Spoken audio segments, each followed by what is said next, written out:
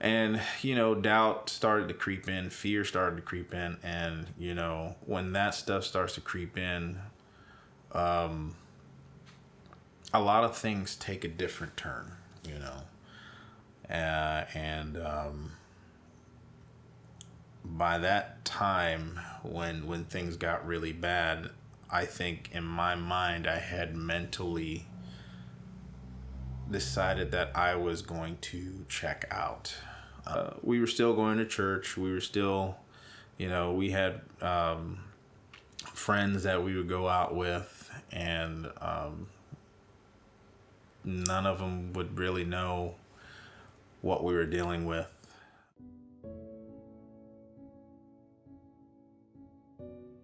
I got heavily involved in the church and started to get more involved in the youth ministry. I was in my early 20s then, and became one of the youth leaders, and that was at the point where I had started to make friends, and I had started to pay attention to my wife at the time, who wasn't my wife yet, but we had struck up a friendship through me really just helping her with a part that she was kind of struggling with, but I think it was more, she was just more fearful that she would hit the right notes. When Patrick and I met, we were going to the same church. We were both involved in the youth ministry. We had a lot of talent, and the pastor of the church decided to take us on tour, and we would go to various churches. We would meet a lot of other youth, a lot of other ministries, and youth trying to do the same thing. And we had singing, we had dancing, we had signing. We had a lot of talent. And one of the tours that I went on was the first time I was actually singing a solo. And I hadn't sang very much before that. Patrick had started singing when he was about 15. And Patrick and I didn't really know each other. It was a big youth group. And I was having difficulties getting over my nerves, trying to hit the notes correctly. And he took his time. He noticed, and he offered to help me practice. At that point, she was not really singing, but she had a voice. She just needed some guidance. So, I helped her with this one little part, and it came out very well. And she was very appreciative, and she was thanking me, and we just started talking at that point. But I think when we really started to talk, like talk was when we would go on tour with the youth ministry, and it was by fate that we ended up sitting together, and we just started striking up a friendship. We would hang out. We would have such a good time. We would laugh, carry on, be silly. We enjoyed each other's company, just sitting at a diner, eating, talking for hours. We didn't have to do very much, even though we both didn't have very much money. We had a good time no matter what we did. And at that point, we were like, in my mind at the time, I wasn't really seeing marriage until until I had established some things. Whenever a woman asks you, so where do you see marriage in your life? That's an indication that she's like, all right, she's looking to get serious. But at that time, I was like, well, let's just date. Let's see where this goes. When we started to get serious, I remember Patrick thinking that this relationship was going to go on for quite some time before things got very serious. And ultimately, we both just fell in love and decided that we wanted to be married. I said some crazy stuff like, well, I think I'm not really trying to see marriage until I was about 30. Mind you, we're about 22 at this point. And she kind of was like, oh, okay. And but she stuck around. I was like, man, I said all that and she stuck around. Wow, that's amazing. So, things were just kind of going well. We went on the next tour with them. By that time, we were already dating. And, at that point in my life, I was like, I can see myself talking to this woman for the rest of my life. And I proposed, and, we got married in I think it was the summer of 2004.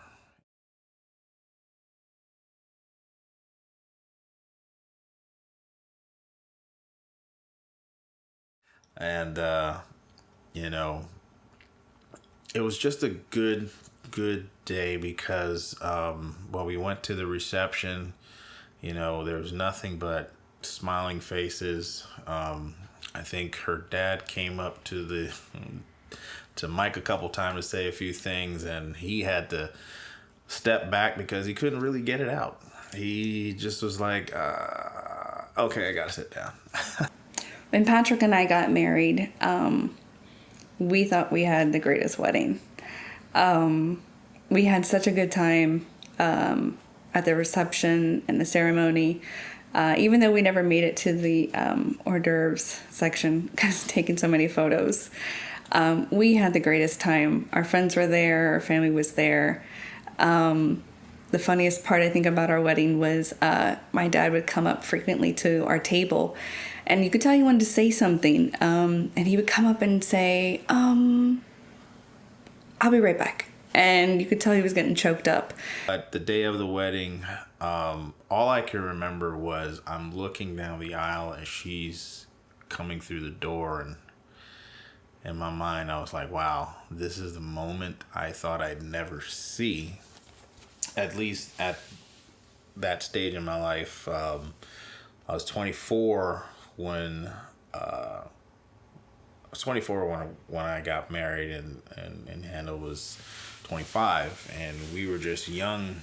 At that point, we were still kids in a sense. We were young kids taking on this big adventure of getting married, and to me, it was a big adventure because, this is a stage in your life where it kind of makes it official. You're an adult, and but all I can think of was how beautiful she looked in her gown. And when we got married, I think we both had an understanding of life would be, as you've seen on TV, life would be getting married, work on your finances, buy a home, have children, save up for retirement, see your kids off, enjoy your retirement, and that would be the good life as some people seen on TV, and that's not at all how it happened. So I would say probably about a year into our marriage, we started to realize that,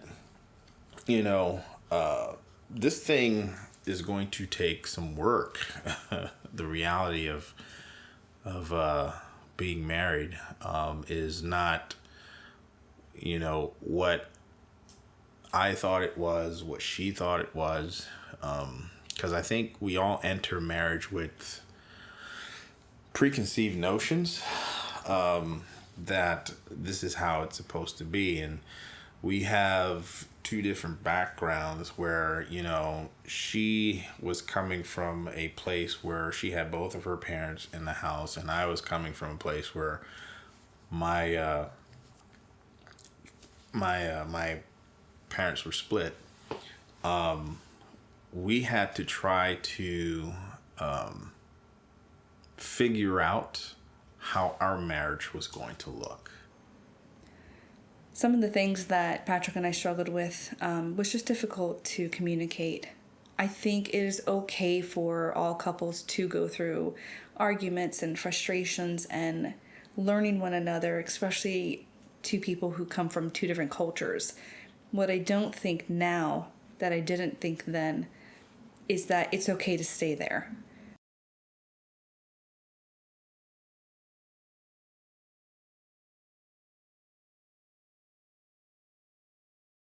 As I was saying before, as a young man growing up, especially coming out of high school, where you learned your talents and this and that, and you're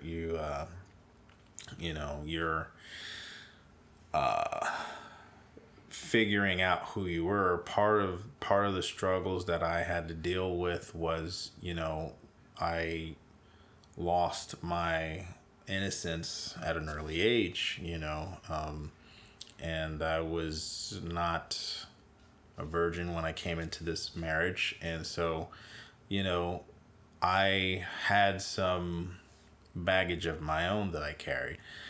And, those cracks didn't really start to show. Well, I would say this, they were always there in a sense. I just didn't really pay attention to them. I didn't really have any, my father was in my life, thank God, but, there were just certain things you could not tell your parents because of the way your parents reacted. So a lot of stuff I kept to myself. I was very private about what I was going through. So, as we were going throughout our marriage, there were things that I guess there were little nuances that started to show up, and, my wife started to see certain things in those nuances that I didn't really think were big deals, because that was just life. That was just the norm for me at that point. And, it started to come when I would interact with other females, and she would always tell me, well, the way you interact with certain females, it almost to the point where you look like you're being flirtatious. And and I'm like, what? No, that's nothing. It's just it's just a conversation. There was a few things leading up to the fact that I thought he was having an affair. I didn't want to believe it, and I wanted to question him, and I thought about it all day, how I was going to ask him, and how I just wanted him to come forward and say yes or no, and how I was hoping it would be no. And I remember coming home that day and questioning him, and I think he had enough hiding and keeping quiet, and he told me he did. I think at one point we had just gotten to a place where, the arguing became more frequent. There were things that were done to kind of like make people doubt the other person. And even in my own mind, I had started to doubt the relationships. I remember one time telling her, I was like, why? I don't even feel like I deserve you at this point, And, doubt started to creep in, fear started to creep in. And, when that stuff starts to creep in, a lot of things take a different turn, and by that time, when things got really bad, I think in my mind I had mentally decided that I was going to check out. This relationship was probably on the slopes where it was not going to recover. And we were still going to church. We were still, we had friends that we would go out with, and none of them would really know what we were dealing with. And so even though we were still in church and we were going to this counseling group, we still had our struggles. And I think by that time I was already being unfaithful, and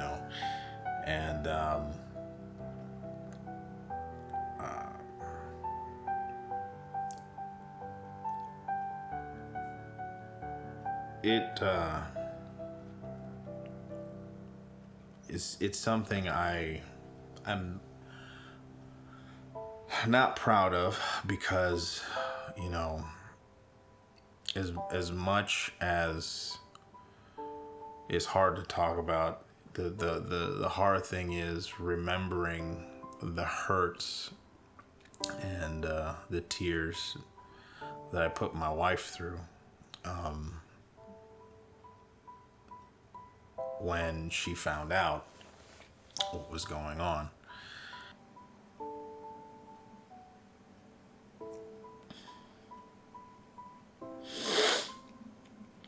I couldn't be the one to save him. I was the one that hurt him.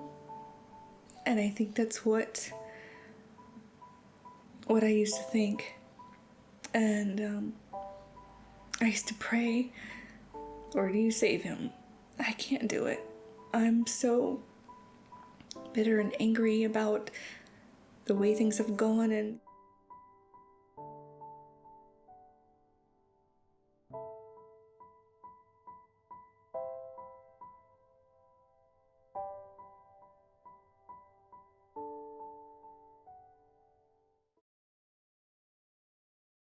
so by the time we had gotten around to the third pregnancy that had looked like it had taken and things were going well, when Hannah told me that it had taken, I was kind of skeptical and not ready to hear that we were gonna possibly lose another potential. But my attitude was, we'll see, we'll see how far we can get with this one. And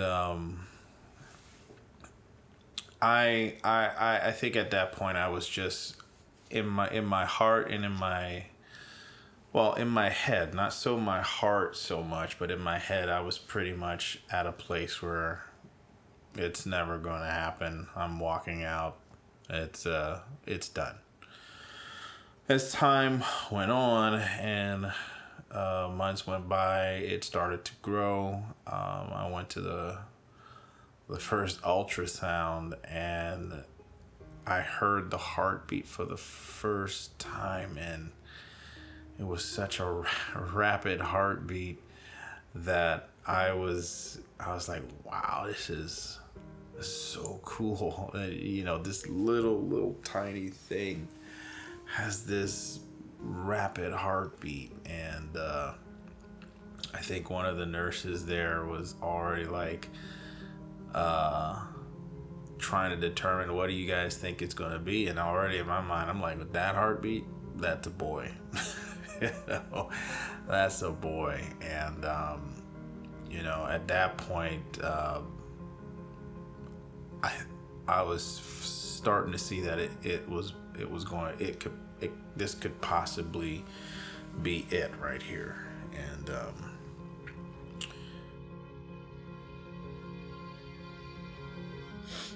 And I remember on December 10th, I went for a sonogram. The baby was due January 28th, and the appointments were becoming closer together. And I knew something was off, and I went to a regular appointment, and there was no heartbeat. We were at 34 weeks, and they couldn't find the heartbeat. And at first, there was no reaction from me. There's just a question of, is the baby alive or isn't the baby alive? I was very monotone. I was very dry. And everybody looked at me, waiting for me to react, and I didn't. They did a sonogram and confirmed that there was no heartbeat. The baby wasn't moving, and he had passed. She called me at work. I had just gotten into work, and I had just walked to my desk, put my stuff down, and she called me, and I picked up the phone, and she told me, and it was just like everything just stopped right in its tracks. And I remember looking at my boss and saying that they can't find a heartbeat. And at that point, you know, you can see everybody's countenance in the room just drop. And he told me to go ahead, get out of here. And I left. I was broken. I was weeping. Before I even could pull out of the parking lot, I had to gather myself. And at that point, all I can think about was, you know, my wife is there by herself. And she's going through this by herself. I need to be there. After we lost our son, was leaving the hospital, was trying to leave him behind. It was so difficult to leave a hospital. Most people can't wait to leave a hospital. But because we knew our son was still there, that was the most difficult thing we ever had to do.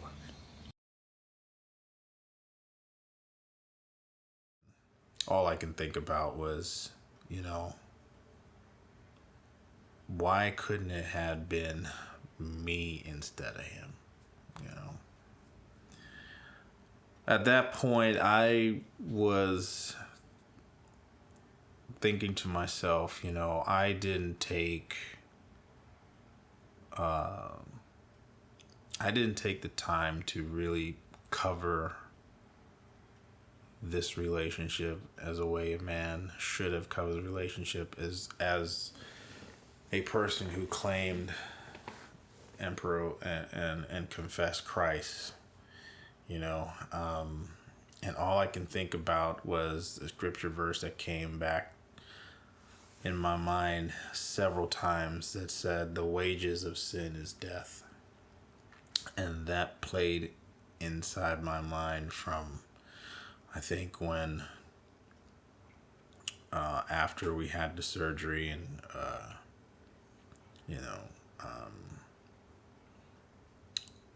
I actually got a chance to hold him, and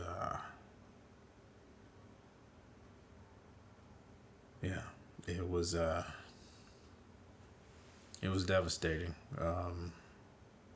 I remember I had to stay strong for her and for everyone in the room. I didn't really get a chance to grieve the way I needed to because my thoughts and attention was on my wife and making sure that nothing went wrong or nothing was said that was going to trigger an emotion that was going to send her into a state of, you know, panic or tears or crying. I was very, very overly protective at that point. Patrick was by my side 24 hours, 7 days a week, every minute of every day. From that day going forward, he made sure he was strong for me. He made sure that he covered me. He protected me. He did things for me after losing Zach that I wouldn't expect a father to do, a grieving father to be able to do for his wife. I thought he would be just as a mess as me, and he was, but he did it in his own time. Patrick put himself aside every single time to make sure that I was okay. And if I wasn't, what did I need?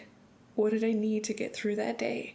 What did I need to get through that minute, that hour? I saw him in a completely different light. It was just what I needed after losing my son, to see my husband step up and be the man of God I knew that he could be. At that point, I was just angry. I was upset.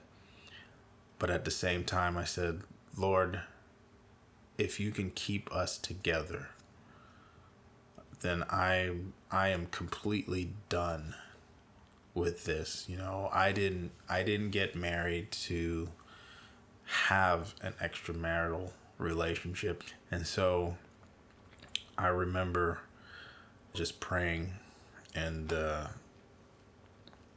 reading through scripture, Psalms 23. And there's one part in there that I stopped on, that I focused on, and it was the fourth verse that says, "Yea, though I walk through the valley of the shadow of death, I will fear no evil. For you are with me, your rod and your staff comforts me." And it just kind of stayed in my mind that day, and I was like, man, I am in the valley. We are in the valley right now. And how are we ever going to get out of this? We grew closer than we had ever been before. We were closer then than we were when we first got married. We talked so much about what happened and what we saw God doing in our lives every day. We prayed together every day. We read the Word. We talked about God and the things of God and what we wanted to do in our life. There was now a future for us.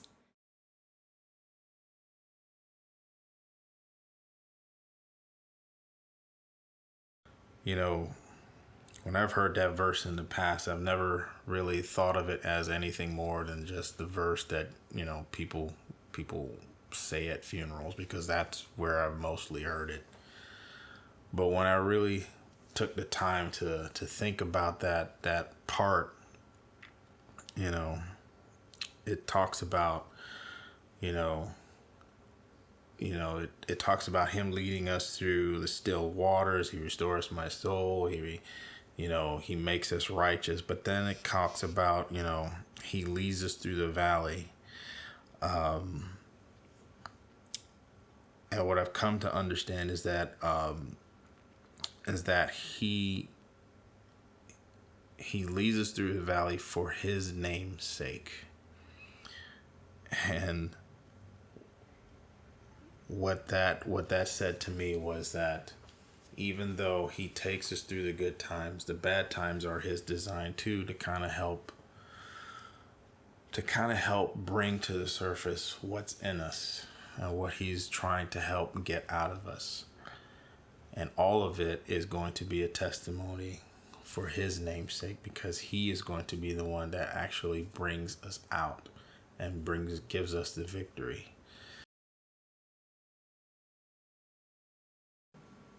We had lost our son, but we didn't blame God for that. And although we were so incredibly hurt and and at a loss what happened to us. We could see the love of God through each other. There is no greater gift than to be able to see that face to face. And we started our healing from then. It wasn't easy. I mean, it basically took a lot of talking through the situations, talking through every scenario, and just finding freedom in having these conversations, because our natural tendency is to shy away because of what we've already done and out of the hurt that we've already caused on others. But what we don't realize is that when we're truthful about situations, a burden is lifted, As we started to mend, our relationship got way better, much better than where it was in the beginning, and there are times where we'll sit and we'll talk and we're like, man, we're just so in love with each other, like we're dating for the first time all over again. But that is because, the thing that was in me, I had turned around and started to hate with a passion, and that was because that nearly destroyed us before, but now God has given me a new passion for this relationship and a new desire for all of the things that God has for me, for this marriage and for my wife, that, I don't see anything else. The restoration could not have been planned by any person. God restored our minds, our hearts, our marriage. To have such a restoration happen right in front of your face, right in your own life, right in your own marriage, is miraculous. God truly created a miracle in our lives. We met that God restored us, that God brought us out of devastation, depression, bitterness. He brought us out of all of that, and He restored our marriage, and He gave us a purpose and a future. Who does that? Who in your life can do that for you? Nobody but God. He cares for you. He loves you. He has a plan for your life. And even when you're at the bottom of your life and you have nothing and there's no way to look up, you have to reach out to Him. Give Him the chance to prove you wrong. Give Him the chance to restore your life. Because we realize that God is a big God, and there is nothing that He cannot do. There is nothing that He cannot restore. There is nothing that He cannot touch and change in your life. And He's there every moment of your life. Things may not be answered the way you want them to be answered, but God is listening. God is there. He sees your heart. He knows how many tears you have shed. And He wants to restore and to save you.